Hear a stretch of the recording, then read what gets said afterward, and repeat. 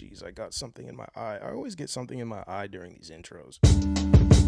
Okay, turn it off. That's all we can afford. What's going on, you guys? Steve here. I'm really excited for this video today because for the first time ever, I'm going to break down my production process. I'm going to be showing you guys the project file and some of the core elements to my remix of Splinters by Space Laces. I'm super proud of this song, and I've had a lot of people ask me, hey, how do you make this and how do you do this? Today is the day where I finally share what's going on behind the scenes. In this video, I'm not going to break down every single piece of like my post-processing and like every single patch. I really just want to share the core elements of the song to show you guys, hey, you can take a couple sounds that may not sound super great on their own, but if you package them together in a certain way, you can make some really cool stuff. Hopefully I can convey this super concise. I really don't want to get bogged down in the weeds with stuff that's kind of irrelevant, so work with me. This is my first time making a video like this. The one sound that I use from the original track is the ARP. The ARP plays throughout in the original song, and it also plays throughout in my remix. So here's that.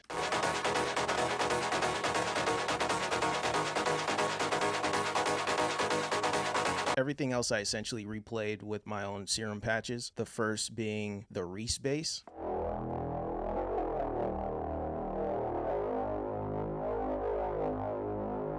There's the stock Ableton sub in there. What else do I have in there?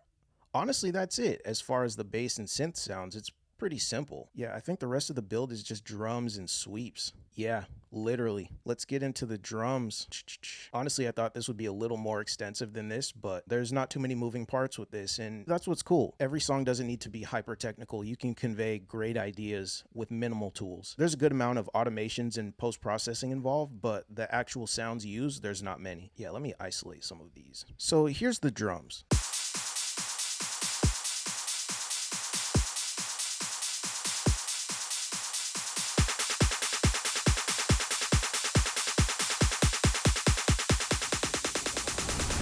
There's a noise layer in there with some sidechain on it. It's sidechained to the kick. I also sidechained the Reese bass and the ARP. I'll show you guys what it sounds like all together.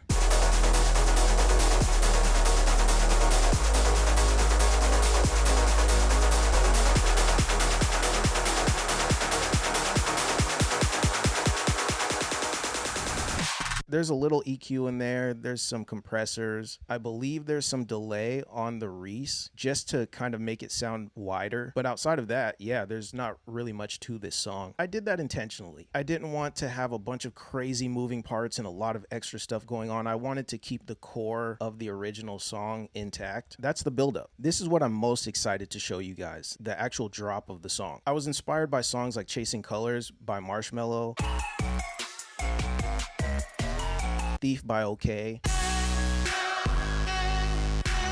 I essentially wanted to make a remix of this song incorporating like a super loud distorted bass like those songs use. That's the driving sound of the drop. Similar to the buildup, there's not too many additional moving parts. I'm using pitch bend in there. There's a good amount of distortion. There's some LFOs moving. Anyways, let's look at the drums isolated.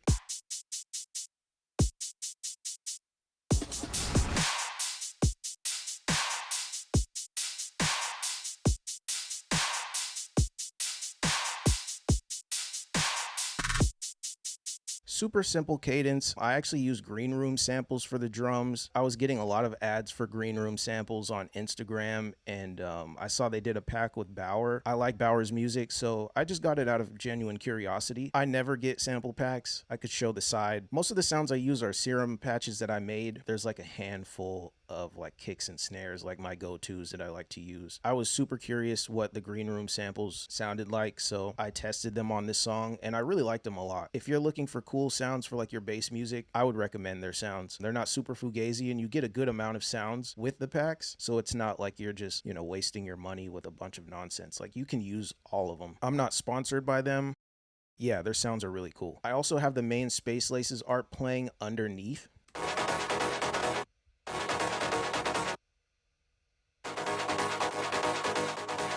And I have that side chain to the kick. I took the Reese bass out for this section because I used a distorted sub that I made in Serum, and that sounds like this.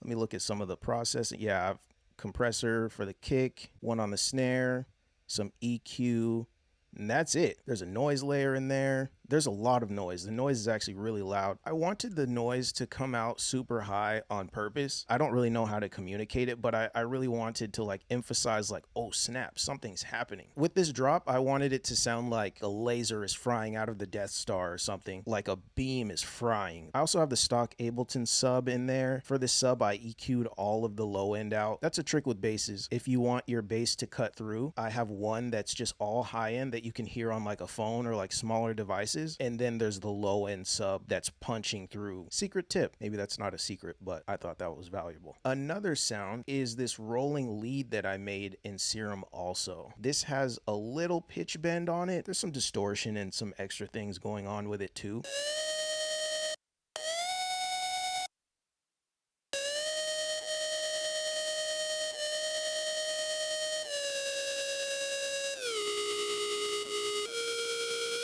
I added distortion and an LFO to kind of give it that wonky, unstable feeling. One more thing before I play it all together is this vocal that I added. This is actually the intro vocal from Feel Good Inc. by the Gorillaz.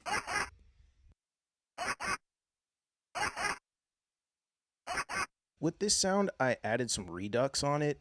Oh, there's a delay on there too. Let's take that off and extend the sample so you can actually hear what it sounds like without all that stuff on it.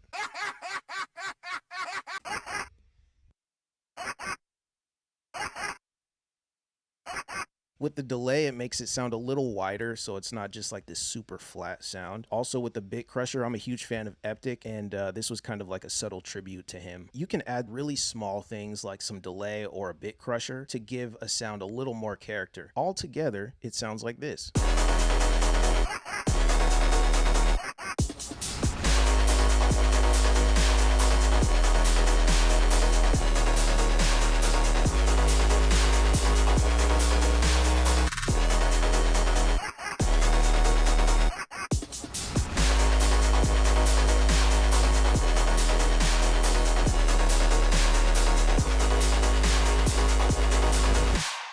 My whole intention with this song was to try to make a darker vibe to the original. The original song is super hype, really upbeat and hopeful, and I hope that was conveyed. Shout out to Space Laces. He actually liked the song on social media, and that's really the crux of it. There's really not much else. The sounds are really simple. There's just a lead, there's a noise layer, a high-end sub, there's a low-end sub, there's a Reese bass, the ARP, and the drums with some sweeps. Like I'm scrolling through the project. There's absolutely nothing hidden in here. I hope this was effective. I hope I got the point across and conveyed things in a pretty tight, concise way. I'll try to do more videos like this. This was pretty fun. As always, I appreciate you guys. I'll catch you in the next one.